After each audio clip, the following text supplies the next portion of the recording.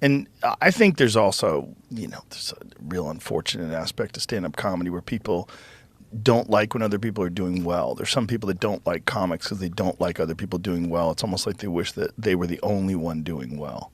There is that strange issue. I mean... Stupid.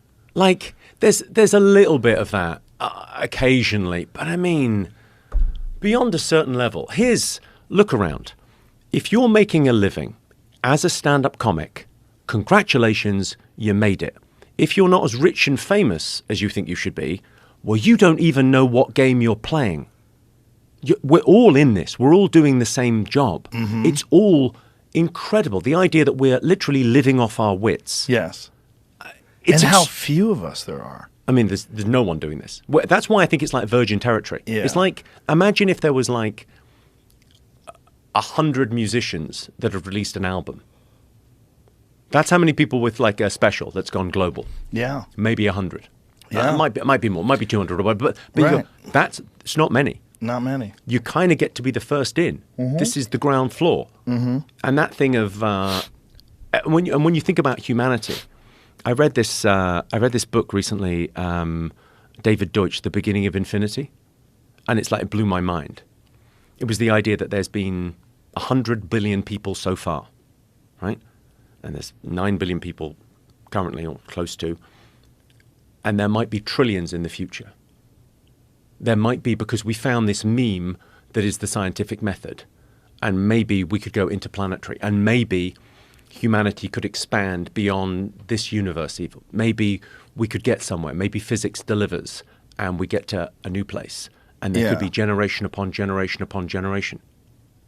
Well, we're still at the ground level of this thing where people find a voice and find a perspective on things, and it's called stand-up comedy. It's kind of an American medium, and it's new. This is what it must have felt like in the jazz clubs in the 30s. This is... Yeah. How exciting is this life? And you go, and when someone says to me, oh, but that comedian, he's playing a bigger room than me, and he's sold out faster. Yeah. Oh, fuck off. Yeah, fuck off. You can fuck all the way off. You get to do this.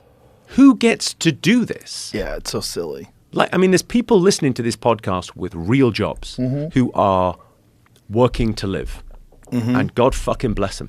Yeah. And I hope for them, all of them, no matter what age they are, that thing of like they get to do something that fulfills them. Yeah. That makes them truly happy. Yeah. And they get to, it's not even do something, to be. It's to be, not to do. Yeah. I think you are a stand-up comic. That's your job. That's your role. And you meet all these other incredible people along the road, and they're so different. And that thing that you're doing is a vehicle for developing your human potential. As you get better at that thing and you understand what it takes, you can apply that to all aspects of your life. Yeah. I wrote like a self-help book based on stand-up comedy. Really? Yeah. Like they paid me to write an autobiography in basically in the lockdown in the UK. We had choices. Our managers all called us and they said, look, you can start a podcast or you can write a book. And I took the gentleman's option. I wrote a book. Good luck with this. Let's see if it works out. I wrote a book, and I wrote like this before and laughter, I called it. And it was like a self-help thing of going, well, what stand-ups taught me? Because it did make me a better person. It's like, yes, if you think about what's the core skill, it's pattern recognition. I'm like, oh, that's strange. I've noticed a pattern there. Yes. Like jokes are very simple patterns. Like the rule of 3 joke is the shortest pattern you could get. Mm-hmm. And it's all pattern recognition, noticing difference. And it rewards, what does it reward? Or verbal dexterity. I mean, we've both avoided any hard work in our lives through verbal dexterity. Yeah. Fucking terrific. It's amazing.